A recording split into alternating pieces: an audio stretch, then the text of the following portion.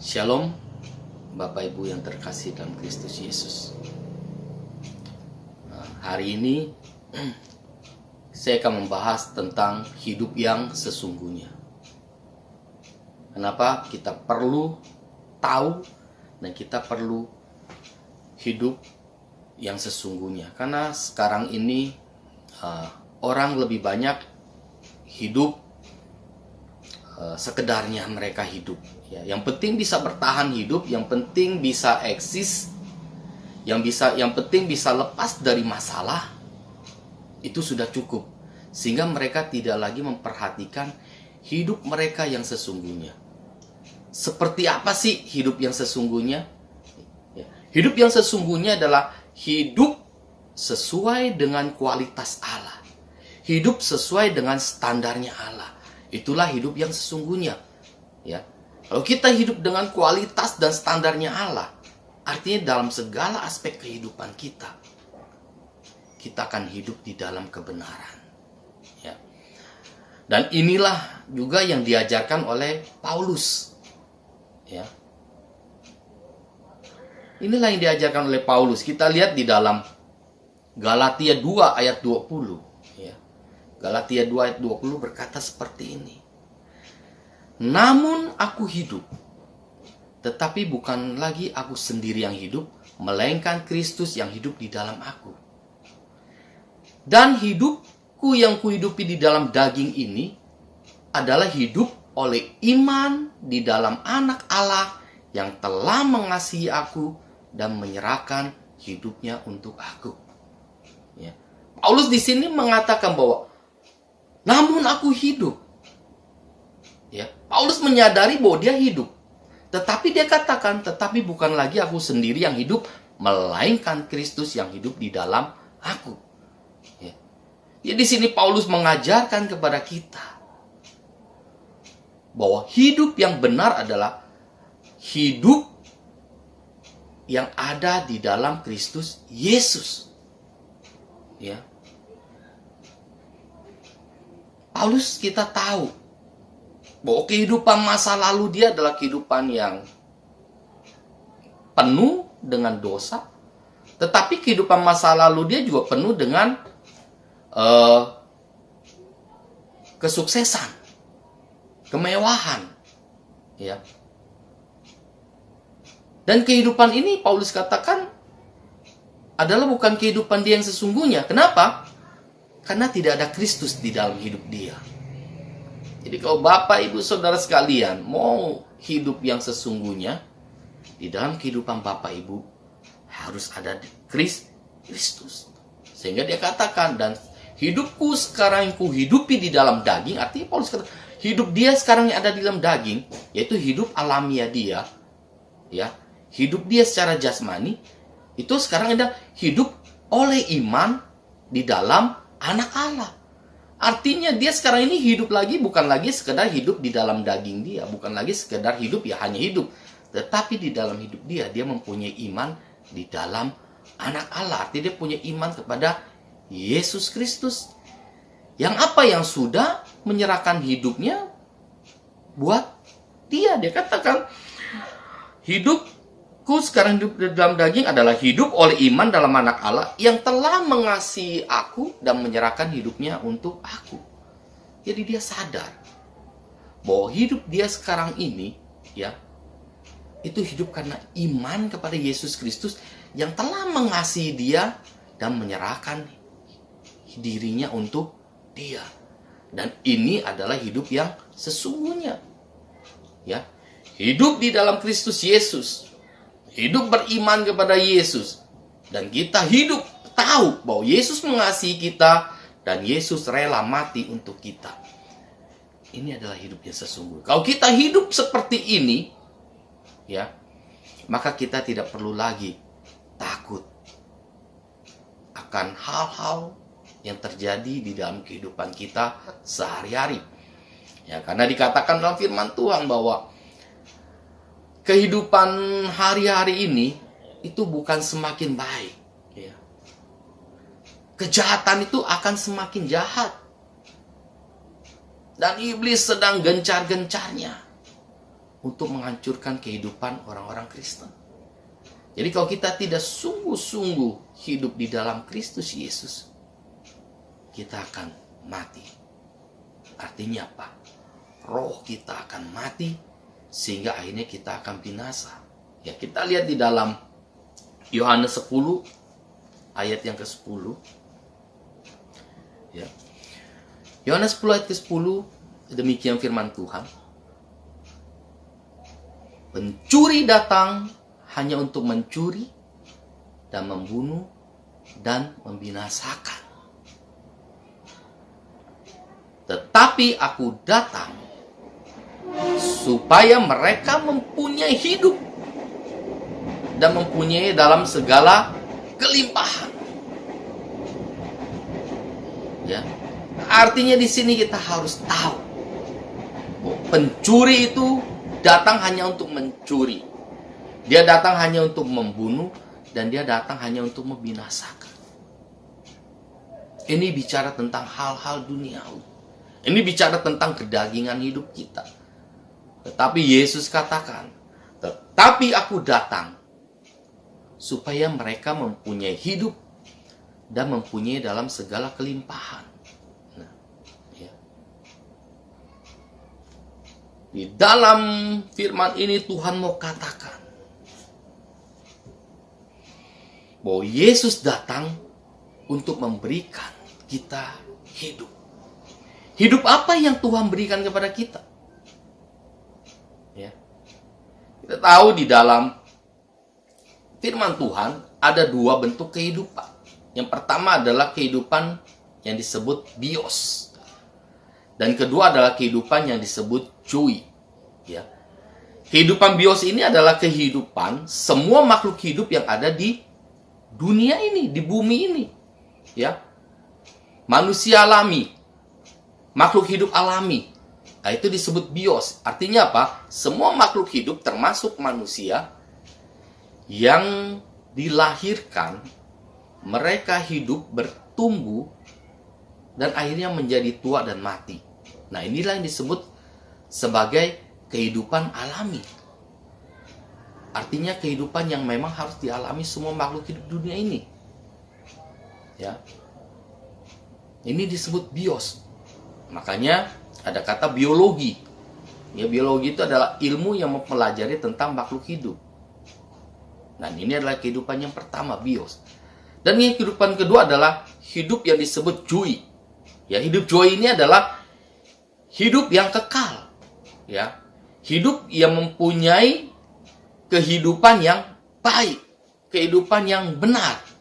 Dan ini yang disebut zoe. Dan di dalam Yohanes 10 ayat 10 ini yang Yesus katakan, tetapi aku datang supaya mereka mempunyai hidup. Inilah yang disebut sebagai hidup zoe. Ya, Yesus datang supaya kita semua yang tadinya hidup kita adalah hidup alamiah. Artinya kita akan mengalami kematian, setelah kematian selesai hidup. Ya, Yesus mau supaya apa? Supaya hidup kita ini tidak lagi mati, binasa segala-galanya. Kenapa dikatakan di awal bahwa pencuri datang hanya untuk mencuri dan membunuh dan membinasakan. Artinya pencuri ini ingin membunuh dan membinasakan roh kita. Tetapi Yesus datang untuk apa? Memberikan hidup supaya roh kita hidup di dalam kekekalan. Dan inilah yang disebut zoe. Yesus datang untuk memberikan kehidupan yang kekal buat kita. Dan mempunyai kehidupan itu, ya, dan mempunyai dalam segala kelimpahan. Jadi kehidupan yang sesungguhnya yang Tuhan berikan buat kita, kita punyai dalam segala kelimpahan. Artinya apa? Artinya di dalam segala kelimpahan itu, baik di dalam hidup sekarang ini, hidup di dalam daging kita, dan juga hidup roh kita ini selalu ada penyertaan Tuhan. Yang membuat kita tidak usah takut, yang membuat kita tidak usah khawatir. Ya. Kenapa?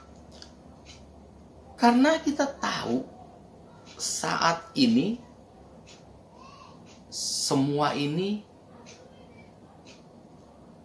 kejadian-kejadian sekarang, ya, dari pandemi, COVID-19, ekonomi yang mulai hancur. Ya, kita tahu di seluruh dunia ada beberapa negara yang sudah mengalami resesi ekonomi, dan ini membawa kehidupan, akan membawa dampak yang meluas di dalam kehidupan manusia, ya. Dan kalau kita sudah mengalami yang namanya resesi ekonomi terganggu, tentunya ya seperti saya katakan tadi, kalau orang yang hidup secara alamiah, mereka akan mempertahankan hidup mereka dengan cara apa saja, ya. Bahkan mereka mungkin akan rela meninggalkan iman mereka. Untuk apa? Untuk bisa bertahan hidup, ya. Dan inilah yang sedang direncanakan oleh iblis. Kenapa? Dia datang untuk mencuri semua itu, ya. Dia datang untuk mencuri kehidupan dunia kita, kehidupan kedagingan kita. Kita tahu di dalam kedagingan kita, di dalam tubuh kita, kita butuh namanya makanan, kita butuh namanya minuman, kita butuh namanya pakaian. Dan inilah yang diincar oleh iblis, ya. Kalau kita mau lihat di dalam Matius 6, ya.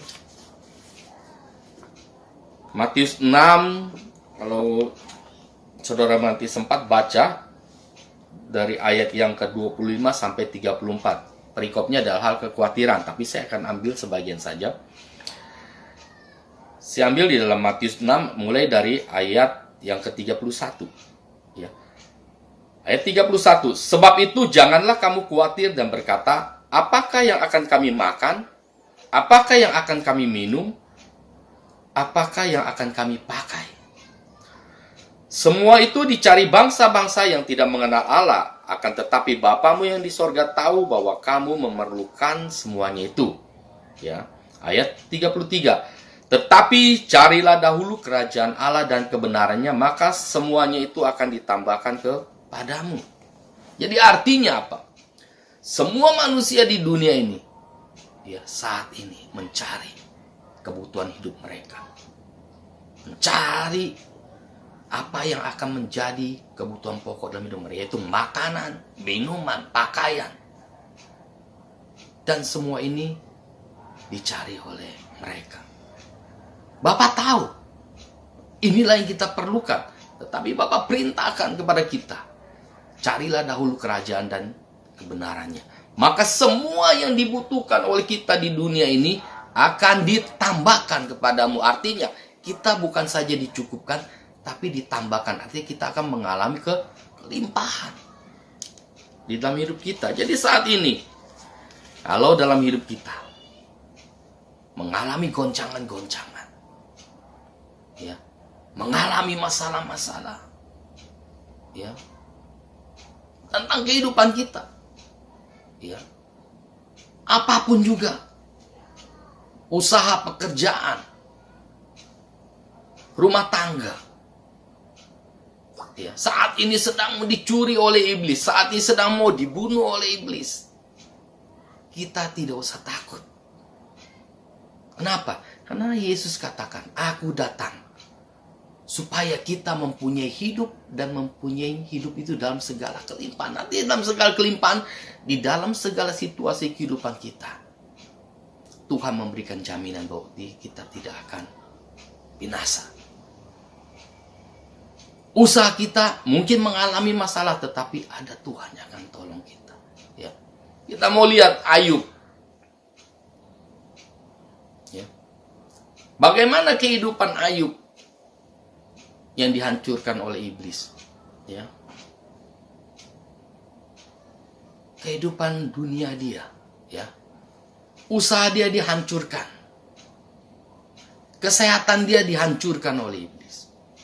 Bahkan keluarga dia, anak-anak dia, semuanya binasa. Bahkan kerabat dia, saudara dia, bahkan istri dia yang seharusnya menopang dia, justru mengutuk Ayub.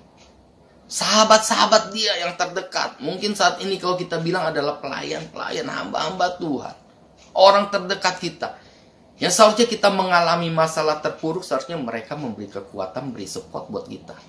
Tetapi nyatanya apa yang dialami Ayub? Justru mereka menyalahkan Ayub. Ya.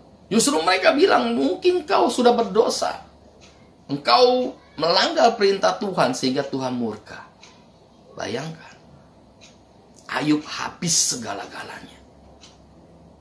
Tetapi Ayub tetap bertahan di dalam imannya. Sehingga apa? Bukan saja hidup dia dipulihkan, tetapi dia mempunyai segala kelimpahan. Apa Tuhan kembalikan berlipat kali ganda dari apa yang hilang dari Ayub. Dan ini adalah firman Tuhan.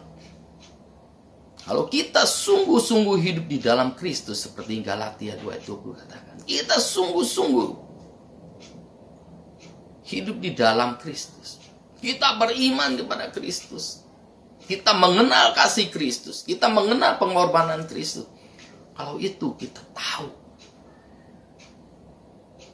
Makanya saya kata, jangan pernah khawatir lagi dalam hidupmu. Jangan pernah takut lagi. Kenapa?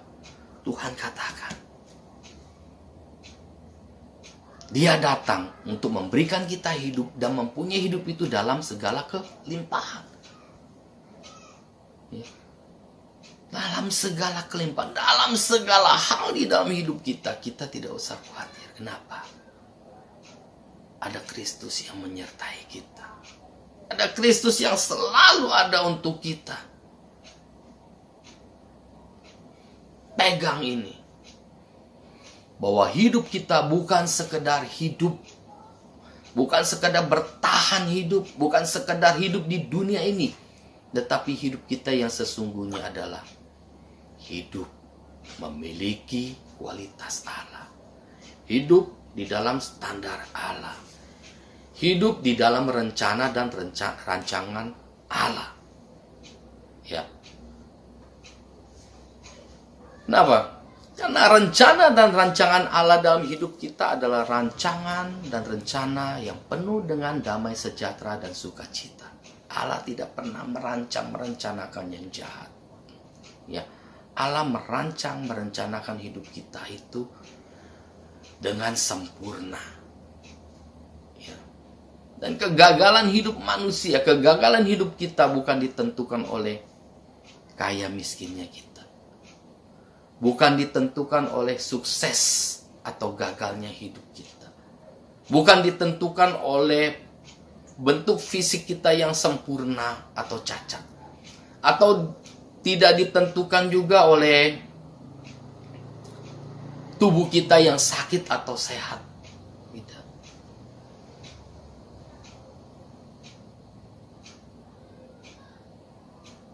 Jadi hidup kita yang sesungguhnya, kesuksesan hidup kita adalah apa?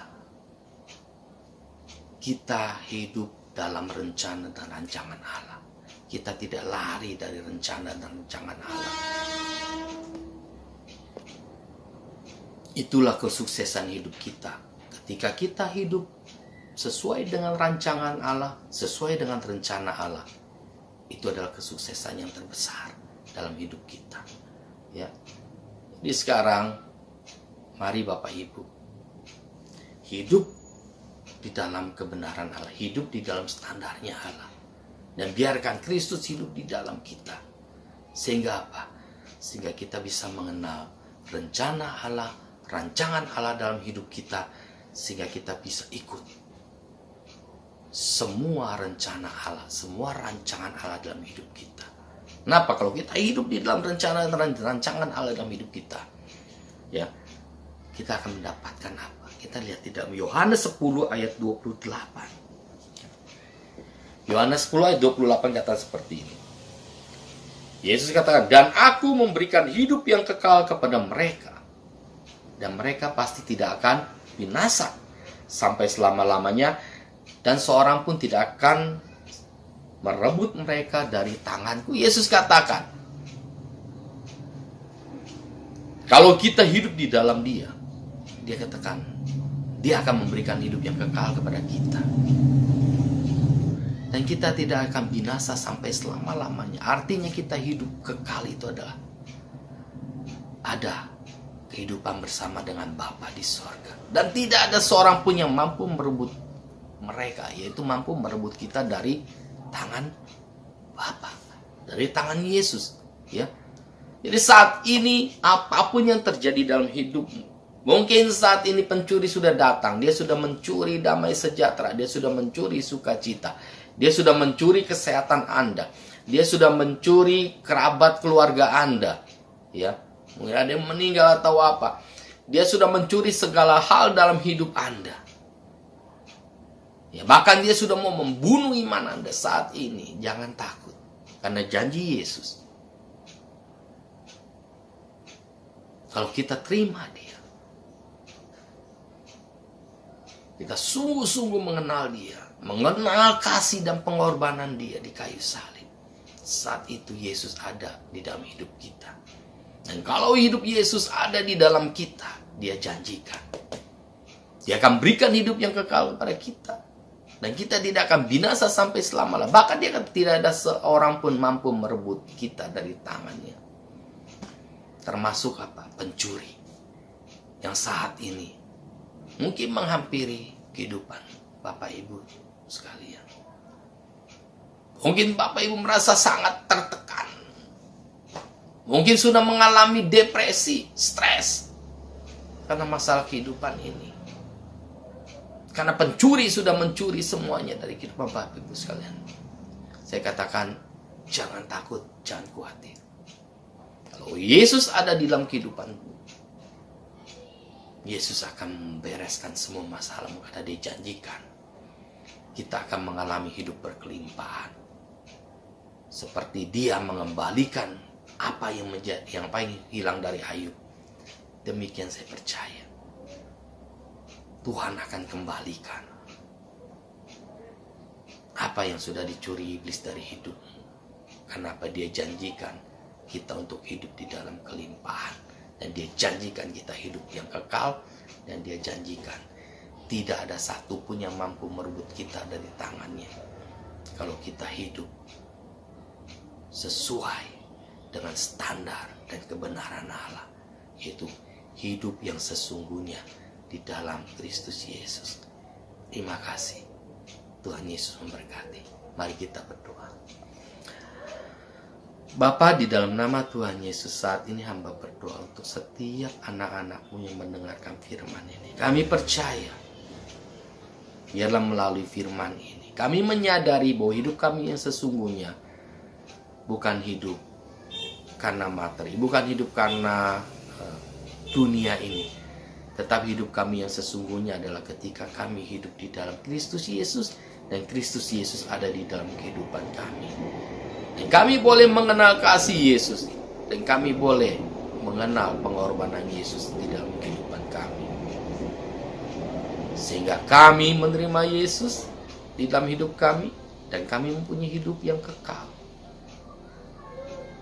Hidup yang tidak akan mampu direbut oleh siapapun dari tangan Yesus. Terima kasih Bapa. Terima kasih. Kiranya damai sejahtera, sukacita, penyertaan dari Tuhan Yesus Kristus selalu menyertai umat-Mu, selalu menyertai hamba-hamba-Mu, dimanapun mereka berada, apapun yang mereka kerjakan, apapun yang mereka lakukan. Berkat kasih anugerah Allah akan membuat semuanya menjadi berhasil. Di dalam nama Bapa, Putra, Roh Kudus, dalam nama Tuhan Yesus Kristus. Haleluya. Amin. Terima kasih. Tuhan Yesus memberkati.